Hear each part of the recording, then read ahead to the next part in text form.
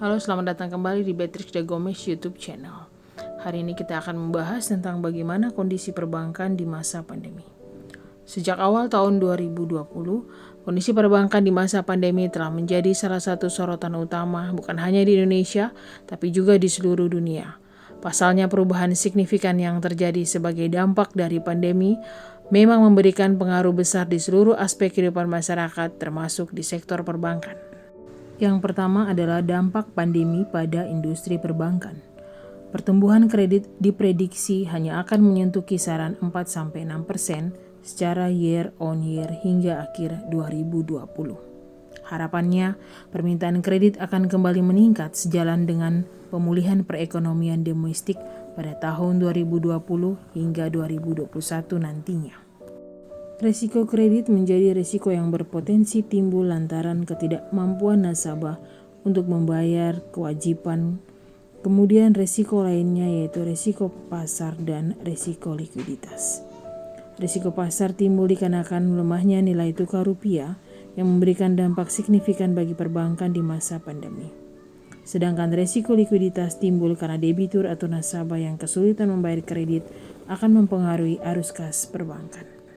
Risiko selanjutnya tetap adalah risiko kredit, di mana sebagai akibat dari relaksasi kredit yang diberikan sejak April 2020 hingga April 2021. Yang keempat adalah syarat bank lewati krisis masa pandemi.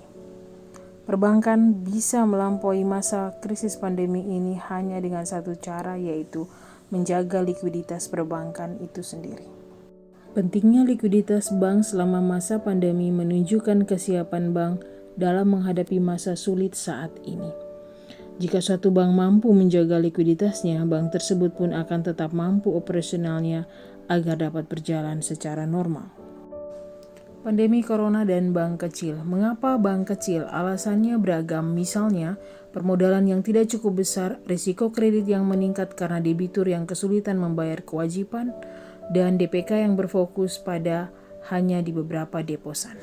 Yang ketujuh adalah skema new normal, yaitu work from home bagi pegawai bank, lalu antrian yang jaga jarak dan pembatas pada unit-unit yang berhubungan langsung dengan nasabah. Perbankan digital menjadi pilihan utama di masa pandemi ini. Tercatat tren kenaikan sebesar 20-30% untuk transaksi mobile dan internet banking. Yang kesembilan adalah OJK telah merilis 11 kebijakan stimulus bagi bank dan lembaga non-bank. Dengan demikian, masyarakat dihimbau untuk melakukan transaksi perbankan secara wajar dan tidak panik.